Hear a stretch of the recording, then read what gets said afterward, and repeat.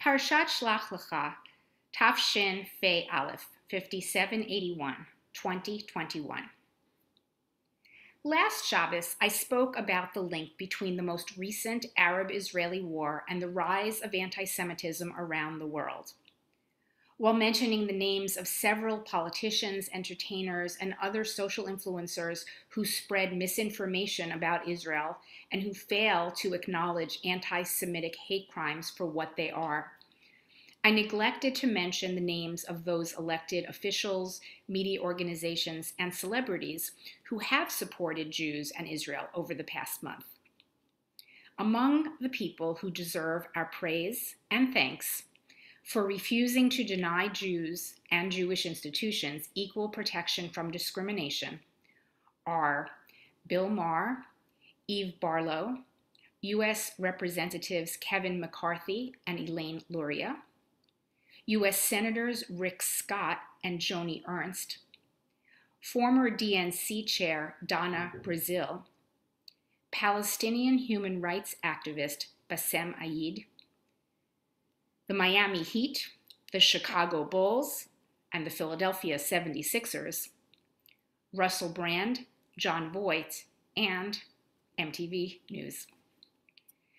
Last week, I also neglected to mention that some of the loudest voices against Israel that have added fuel to the fire of anti-Semitism in this country are coming from within the Jewish community itself, from individuals too many to list and name, including the 100+ rabbinical students who signed an anti-Israel letter denying Israel's right to defend her citizens, including 10 students from JTS, the Jewish Theological Seminary, where I was ordained as a rabbi, and also from organizations like If Not Now, Trua, and Jews Against Apartheid. How can so-called liberal organizations sympathize with those who terrorize their own people, who use them as human shields as they seek shelter, who invest everything in killing innocent civilians? There was an editorial in the Jerusalem Post on June 3rd that was entitled, "Fighting for Legitimacy in the Battle of Israeli-Palestinian Narrative." And this article, this editorial, asserted that the new generation in the Western world automatically sides with the Palestinians. And that new generation includes many young Jews. Just yesterday, my friend Paula sent me an Instagram post that featured the following two photos juxtaposed next to each other, one on top of the other. The first photo featured a group of Jewish LGBTQ teenagers who are part of USY's Queer Action Collective, and they're holding a huge banner featuring a Palestinian flag and a gay pride flag, and their banner read, "Queers for Palestine." Juxtaposed with that photo is one of a rooster and a hen holding up their own huge banner featuring a bucket of Kentucky Fried Chicken, and their banner read, "Chickens for KFC." Ludicrous.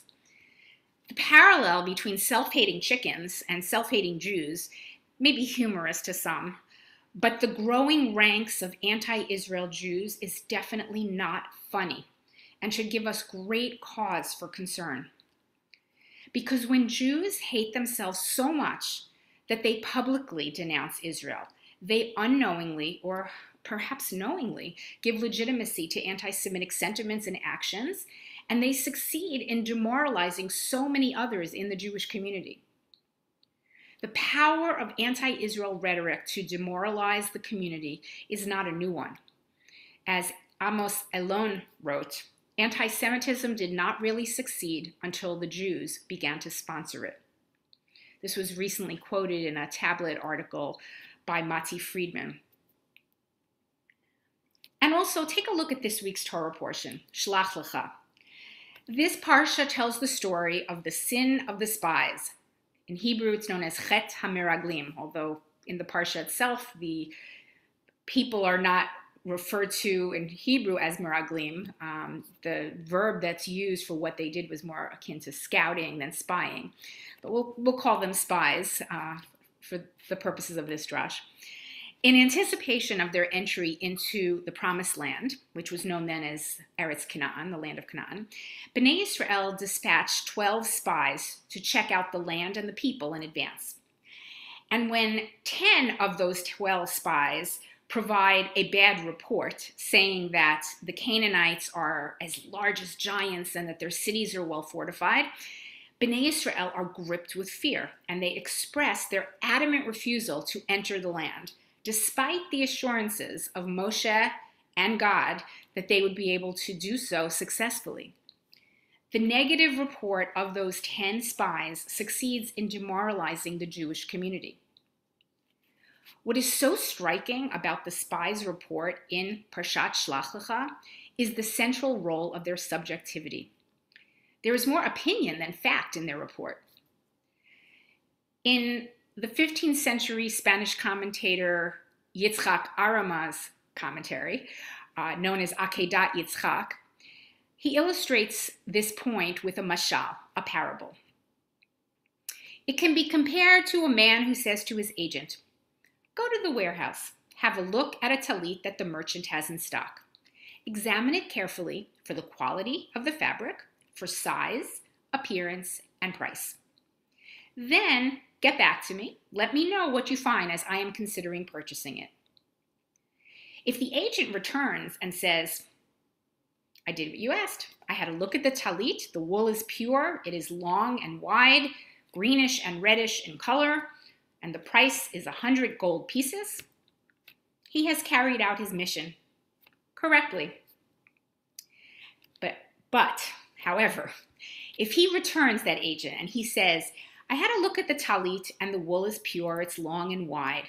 However, it is reddish and greenish in color and it is very expensive, priced at 100 gold pieces," then he has exceeded the bounds of his mission. 10 of the spies in this week's Parsha come back with a report that exceeds the bounds of their mission. For example, in the Parsha, in the book of Bamidbar, chapter 13, verses 27 through 28, in those psukim, the Torah reads, "Banu el haaretz asher shlachtanu, v'gam zavat chalav udvash hi, v'zeh pirya. Efes ki az ha'am hayoshev ba'aretz, v'ha'arim betzurot gedolot me'od, v'gam yelidei ha'anak ra'inu sham." "We came to the land where you sent us, and indeed it flows with milk and honey. And look, here's the fruit of it. However, Ephes, the people in the land are fierce, the cities are strongly fortified, and also we saw the children of giants there." Rather than simply supplying the information that Moshe requested in an objective fashion, the spies' report includes many subjective qualifiers and statements. Here's another example.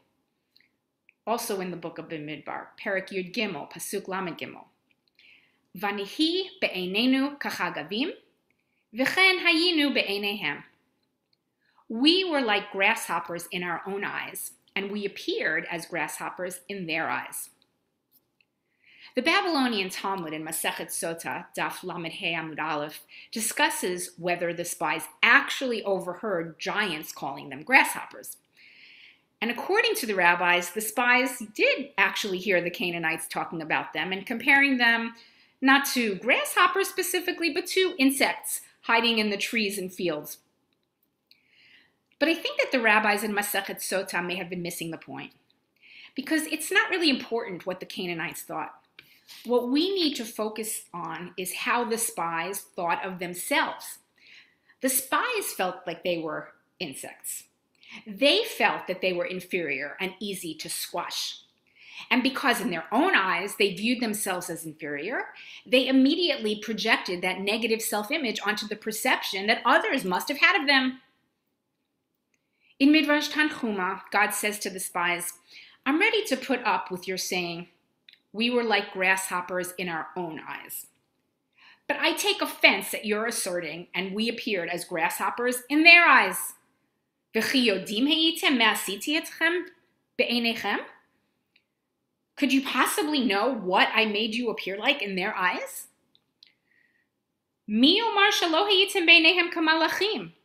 Perhaps, on the contrary, you were perceived in their eyes not like grasshoppers, but like angels. The 10 spies who came back with a negative report seemed to suffer, not only from a lack of emunah, a lack of faith in God, but also from a case of low spiritual self-esteem. They projected their own negative self-image onto their perception of how the Canaanites must have viewed them. The 10 spies in Parashat Shelach Lecha-on did not view the land objectively with their eyes. They viewed the land through the subjective lens of their negative self-image and low self-esteem. And they let that negative view of themselves color the way they believed others viewed them. Hence the statement in this week's Parsha, "Vanehi be'einenu kachagavim v'chen hayinu be'eineihem." We were like grasshoppers in our own eyes, and so we appeared as grasshoppers in their eyes. Unfortunately, when you perceive that others view you negatively, reality might one day catch up to this negative self-perception. Although the inhabitants of the land might not have started out viewing the spies as grasshoppers, they might have ultimately grown to view them that way. As Yaakov Kamenetsky, the late 19th century, early 20th century rabbi once wrote, "If you treat yourself as a shmata, if you look at yourself as a shmata, others will treat you like a shmata as well." Rabbi Menachem Mendel of Kotsk points to this statement in the Parsha, "Vanihi be'einenu kachagavim, v'chen hayinu be'eineihem." We were like grasshoppers in our own eyes, and so we appeared as grasshoppers in their eyes. The Kotzker Rebbe views this statement as reflective of the spy's greatest character flaw.